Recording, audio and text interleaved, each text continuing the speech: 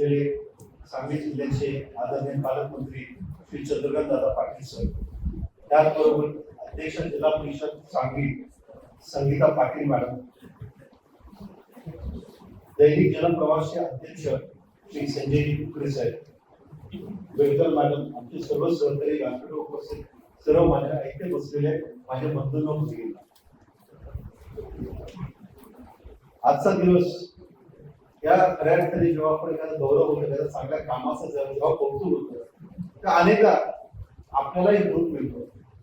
आणि दुसरं असं असतं की जेव्हा आपल्या आयुष्यामध्ये कधी असं वाटतं की आपल्या आयुष्यात काहीच अर्थ राहिलेला नाही, तर त्यावेळेला हे जे क्षण असतात ते आपल्याला उभारी देतात. त्यामुळे हा पुरस्कार हा फक्त या दिवसापुरता नसतो, आपल्या आयुष्याला तो फार मोठा अर्थ घेऊन जातो. अनेक पुरस्कार हे शाळेच्या स्तरावर दिले जातात आणि जे विद्यार्थी त्या पुरस्कारातून प्रेरणा घेतात ते विद्यार्थी आयुष्यभर खूप प्रगती करतात. आणि मला असं वाटतं की आज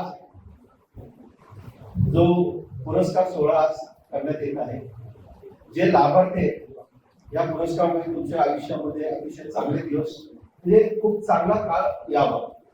आणि तर असंही आपल्या दोन गोष्टी सांगतो की मी पाहिले की जर का आपण एखादा पुरस्कार दिला की त्याला असं की आता मिळालं सगळं काहीच राहिलं नाही माझ्या आयुष्यात, तो आहे तिथेच थांबतो. आणि काही जण ती मिळालेली शाबासकी परत कशी आपल्याला मिळवता येईल याच्यासाठी प्रयत्न करतात.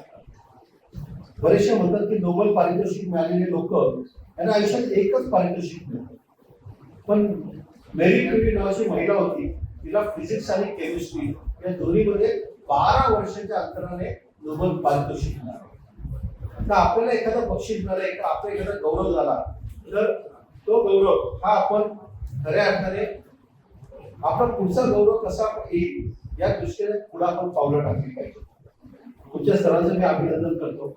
आज भोकरे साहेबांच्या बऱ्याच दिवसांपासून आम्हाला इथे यायचं होतं एकत्र, आज तो योग आला, भोकरे साहेबांचा सर्वांचा आभार मानतो. आणि खरं तर मी बोलणं सारखं फार काय नाही, आपले आदरणीय पालकमंत्री महोदय आहेत, त्याच्यामुळे मी आज पालकमंत्री महोदय आता पुढचं हे सगळं बोलण्यासाठी मी विनंती करतो. म्हणजे 2 शब्द संबोधतो. धन्यवाद. जय हिंद, जय महाराष्ट्र.